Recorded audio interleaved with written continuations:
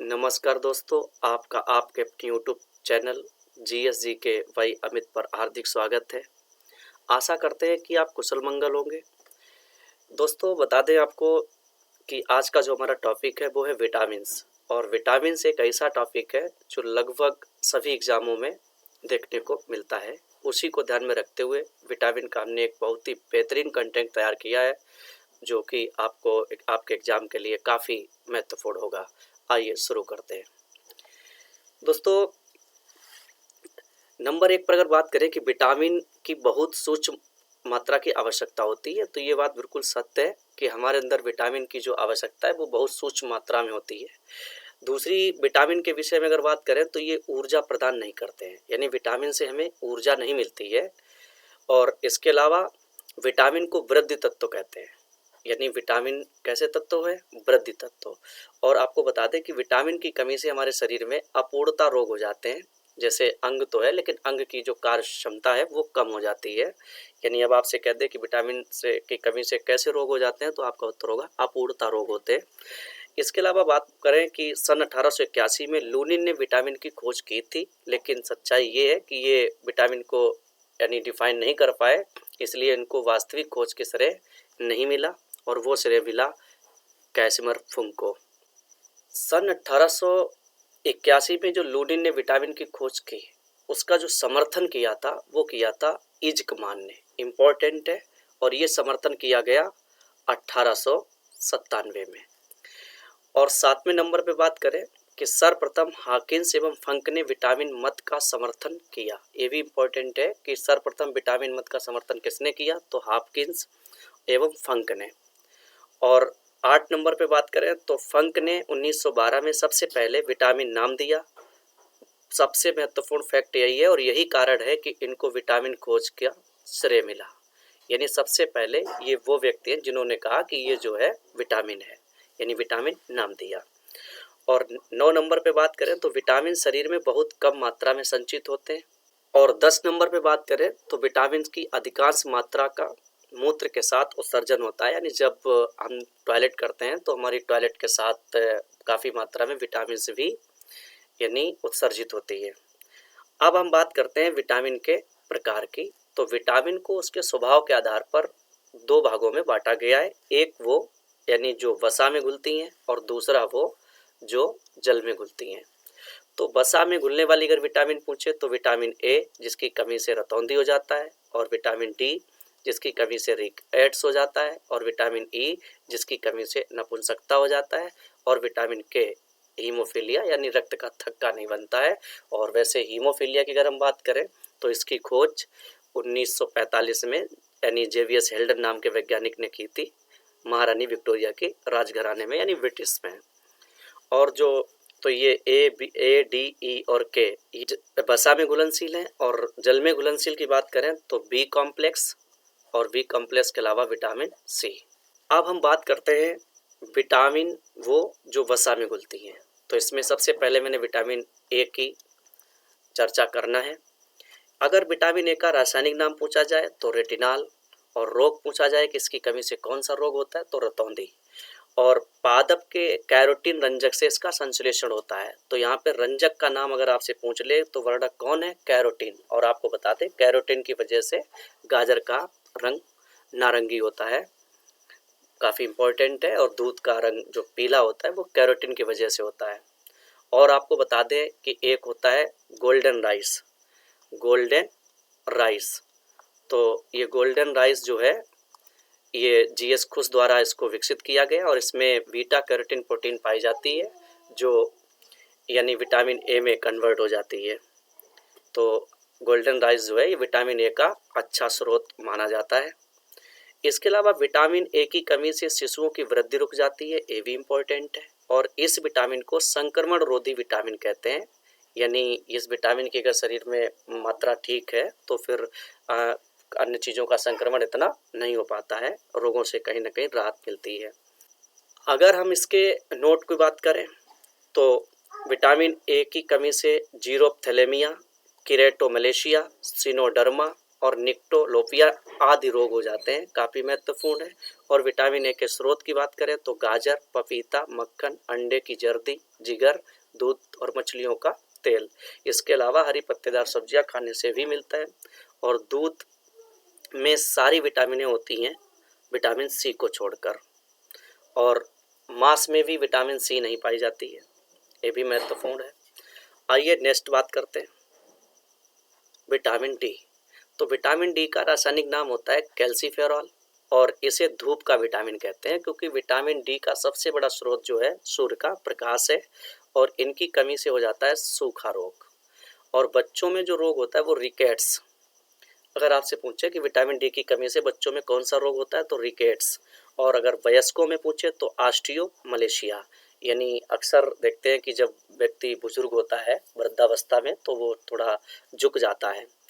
और आपको बता दें कि विटामिन डी के अभाव में टिटैनी रोग, यानी टिटैनी रोग वो रोग है जहाँ पर हड्डियाँ कमज़ोर पड़ जाती हैं। और आपको बता दें कि कैल्शियम की कमी से हड्डियाँ कमज़ोर हो जाती हैं और लचीली हो जाती हैं। इसी दशा को बोलते हैं ऑस्टियोमलेशिया।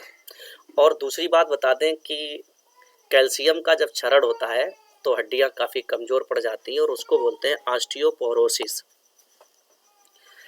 विटामिन डी के अगर स्रोत की बात करें तो दूध, मांस, मक्खन और सूर्य का प्रकाश, ये कई बार प्रश्न पूछा गया है। आपको बता दें कि विटामिन ए और डी का संश्लेषण यकृत में होता है। विटामिन ए और डी का संश्लेषण कहाँ होता है? यकृत में। ये इंपॉर्टेंट है, कंपटीशन में काफ़ी महत्वपूर्ण प्रश्न है ये। नेक्स्ट अगर बात करें विटामिन ई, तो विटामिन ई का जो रासायनिक नाम होता है वो होता है टोकोफेरॉल। और विटामिन ई की अगर कमी है तो बालों का झड़ना और नपुंसकता यानी प्रजनन शक्ति कम हो जाती है। और विटामिन ई को बांझपन रोधी विटामिन भी कहा जाता है, यानी अगर इस विटामिन का सेवन ठीक मात्रा में किया जाए तो बांझपन जैसी समस्या में निजात मिलता है। और विटामिन ई के जो अच्छा स्रोत माने जाते हैं वो अंकुरित अनाज, कई बार ये प्रश्न आया है, और इसके अलावा सरसों का तेल। लेकिन आपको बता दें कि हरे पत्तेदार सब्जी, मांस और दूध में सभी विटामिनें होती हैं, खासकर मांस और दूध में। और इस विटामिन को सुंदरता की विटामिन भी कहा जाता है। काफ़ी महत्वपूर्ण है कि अगर आपसे कह दे ब्यूटी विटामिन किसे कहते हैं तो विटामिन ई। विटामिन के, यानी विटामिन के का रासायनिक नाम अगर पूछे तो बताइएगा नेफ्थोक्विनोन और फिलोक्विनोन। काफ़ी महत्वपूर्ण है। और इस विटामिन की कमी से रक्त का थक्का नहीं बनता है, अर्थात रक्त स्राव जारी रहता है। और अगर आप चाहते हैं कि विटामिन के की पूरी हो तो इसके लिए सबसे महत्वपूर्ण है हरे पत्तेदार सब्जियों का सेवन करना चाहिए, बहुत ही महत्वपूर्ण है। अब हम बात करते हैं जल में घुलनशील विटामिन। तो जल में घुलनशील विटामिन की अगर हम बात करें तो विटामिन सी। और विटामिन सी का रासायनिक नाम है एस्कॉर्बिक एसिड, कई बार पूछा गया। इस रोग की कमी से अगर पूछे कौन सा रोग होता है, यानी इस विटामिन की कमी से कौन सा रोग होता है तो स्कर्वी। आपको बता दें कि खट्टे पदार्थ जो भी हैं उनमें विटामिन सी अच्छी मात्रा में होती है, लेकिन सबसे अच्छा जो विटामिन सी का स्रोत है वो आंवला।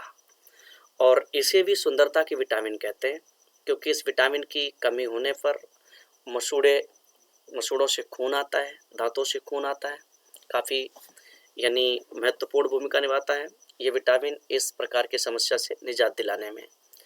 बाकी आपको बता दें कि मांस और दूध में, अगर आपसे पूछता है कि मांस और दूध में कौन सी विटामिन नहीं पाई जाती है तो याद रखना विटामिन सी, जबकि अन्य सभी विटामिनें इसमें पाई जाती हैं। Next vitamin B1. Vitamin B1 का रासायनिक नाम है थायमिन और इसकी कमी से हो जाता है वेरी वेरी। और वेरी वेरी का मतलब दोस्तों बता दें कि लकवा होता है, लकवा, ये इम्पोर्टेंट है। अगर आपसे पूछे कि वेरी वेरी क्या है तो ये एक लकवा है, यानी कहीं ना कहीं अपंगता जैसी समस्या हो जाती है। तो मांस, दूध और अंडा, सोयाबीन, अनाज और फलियों में सबसे महत्वपूर्ण बात बता दें कि अनाज का जो छिलका है यानी दलिया वगैरह बनाया जाता है तो इसमें विटामिन बी कॉम्प्लेक्स अच्छी मात्रा में होती है। तो जितनी भी विटामिन बी के स्रोत हैं उसमें अनाज और फलियां महत्वपूर्ण हैं। और मैं नंबर 3 पर बात करें तो विटामिन बी2। तो बी2 का रासायनिक नाम है राइबोफ्लेविन और इसे विटामिन जी भी कहते हैं। अब आपसे कहते हैं कि बताइए वो कौन सी विटामिन है जिससे विटामिन जी कहते हैं, तो आपका उत्तर होगा विटामिन B2। और इसकी कमी से किलोसिस, और किलोसिस का मतलब होता है गलफड़ों का फूलना और कुल मिला के ओंठों के किनारे यानी कटना यानी ब्लीडिंग होना, काफ़ी महत्वपूर्ण है। अगर हम इसके स्रोत की बात करें तो अनाज, दूध, अंडा, मांस, यकृत, काफ़ी महत्वपूर्ण है। विटामिन B3 इसे नियासिन कहते हैं और इसको जो रासायनिक नाम है वो निकोटेनिक अम्ल, और इसकी कमी से रोग जो होता है वो प्लाग्रा एक ऐसा रोग है जिसमें जीभ में पफली पड़ जाती है। अगर हम इसके स्रोत की बात करें तो दूध, मांस, अनाज, अंडा, जिगर, काफ़ी महत्वपूर्ण है। विटामिन B4 इसे एडेनिन के नाम से जानते हैं, यानी विटामिन B4 को किस नाम से जानते हैं, एडेनिन, और इसमें जो है कोलिन नामक रोग हो जाता है और ये एक डर्मेटाइटिस है यानी त्वचा संबंधित रोग। विटामिन B5 की बात करें तो इसका रासायनिक नाम होता है पेंटाथोनिक एसिड। चर्म रोग, बालों का झड़ना, जनन क्षमता का कम होना, ये विटामिन B5 की कमी से होता है। विटामिन B6 की बात करें तो इसका नाम होता है पैरिडॉक्सिन और इससे होता है रक्त क्षीणता, यानी अगर विटामिन B6 की कमी है तो रक्त का थक्का नहीं बनता है, क्षमा चाहेंगे, रक्त का थक्का नहीं, रक्त की कमी हो जाती है और इसी को बोलते हैं रक्त क्षीणता या रक्त अल्पता। विटामिन B7 की बात करें तो इसको विटामिन एच कहा जाता है। काफ़ी इंपॉर्टेंट है कि विटामिन एच किसे कहते हैं, तो आपका उत्तर होगा विटामिन B7।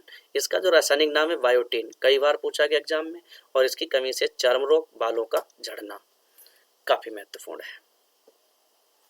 अब हम बात करते हैं विटामिन B9 की, तो इसका नाम होता है, रासायनिक नाम जो है वो फोलेट या फोलिक एसिड, और इसकी कमी से होता है रक्त क्षीणता यानी इनेमिया जैसी यानी समस्या खड़ी हो जाती है। अब हम बात करते हैं विटामिन B12 की, और इसका रासायनिक नाम है साइनोकोबालामिन, और इसकी कमी से हो जाता है रक्त क्षीणता। और इस प्रकार की समस्या को सॉल्व करने के लिए हरे पत्तेदार सब्जियों का सेवन करना चाहिए, हरे पत्तेदार, ये महत्वपूर्ण है। और अब हम बात करते हैं कि मनुष्य के शरीर में कौन सी विटामिन बनती है, तो आपका उत्तर होगा विटामिन D, विटामिन E। और आपसे कहते हैं कि किस विटामिन की कमी से घाव नहीं भरता है, तो विटामिन C। विटामिन C की अगर कमी है तो घाव नहीं भरता है। शरीर की प्रतिरक्षा को सक्रिय करने में विटामिन C भूमिका निभाती है। अब आपसे कह रहा है कि शरीर में अगर प्रतिरक्षा क्षमता को बढ़ाना है तो कौन सी विटामिन भूमिका निभाती है, तो विटामिन C। अब आपसे कह रहा है कि संक्रमण रोधी विटामिन किसे कहते हैं, तो संक्रमण रोधी विटामिन कहते हैं विटामिन A को। इसके अलावा बात करें कि एंटी कैंसर विटामिन किसे कहा जाता है, तो B17 विटामिन को एंटी कैंसर नाम यानी दिया गया है। और आंत का जीवाणु कौन सी विटामिन का संश्लेषण करता है, तो आपको बता दें आंत का जीवाणु जो है विटामिन E का संश्लेषण करता है। इसके अलावा V1, V6 और V7 का भी संश्लेषण करता है आंत का जीवाणु, और आंत में जो जीवाणु पाया जाता है उसका नाम है ई कोलाई। अब आपसे कह रहा है कि चावल को धोने से कौन सी विटामिन नष्ट होती है, तो आपका उत्तर होगा विटामिन B1, यानी चावल को अगर हम धोते हैं तो विटामिन B1 नष्ट हो जाती है, जो कि बहुत ही महत्वपूर्ण विटामिन है। नेक्स्ट की अगर हम बात करें तो सूर्य की परावैंगनिक किरणों के प्रभाव से सर्वप्रथम त्वचा कोशिकाओं में किसका निर्माण होता है, तो प्रो विटामिन 7D हाइड्रोकोलेस्ट्रॉल का निर्माण होता है। ये इंपॉर्टेंट है, यानी अगर आपसे कह दे कि जब भी सूर्य की परावैंगनिक किरणें, वैसे सूर्य से निकलने वाली अल्ट्रावायलेट A, B और C, जिसमें C सबसे घातक होती है, लेकिन कुछ रेज जो नीचे आती हैं तो वो त्वचा की कोशिकाओं में जैसे ही संपर्क में आती हैं तो प्रो विटामिन 7D हाइड्रोकोलेस्ट्रॉल का निर्माण होता है। फिर नेक्स्ट की अगर हम बात करें तो कोलिन की कमी से क्या होता है, तो कोलिन की कमी से होता है फैटी लीवर। और विटामिन E, विटामिन C और विटामिन A को एंटीऑक्सीडेंट विटामिन कहते हैं। कई बार ये बहुत इंपॉर्टेंट क्वेश्चन है मित्रों, अगर आपसे कहते हैं एंटीऑक्सीडेंट विटामिन किसे कहते हैं, तो विटामिन E बताइएगा, विटामिन C बताइएगा और विटामिन A बताइएगा। प्रतिगंजा कारक विटामिन की संज्ञा किसे दी गई, यानी एंटी एलोपेसिया फैक्टर, तो आपका उत्तर होगा इनोसिटॉल, यानी इनोसिटॉल को प्रतिगंजा कारक विटामिन की संज्ञा दी गई। अब बात कर रहा है कि पैरा एमिनो बेंजोइक अम्ल को क्या कहते हैं, तो विटामिन इन अनादर विटामिन, तो आपसे कहते हैं विटामिन इन अनादर विटामिन किसे कहते हैं, तो पैरा एमिनो बेंजोइक एसिड, यानी PA और V और A, पावा। तो आज का जो हमारा ये विषय है बहुत ही महत्वपूर्ण है, आगामी एग्जामों में बहुत भूमिका निभाएगा। अगर हमारा कंटेंट आपको समझ में आ रहा है तो हमारा इस वीडियो को लाइक करें, यानी सब्सक्राइब करें और कमेंट करें और ये चैनल आगे बढ़ाएं।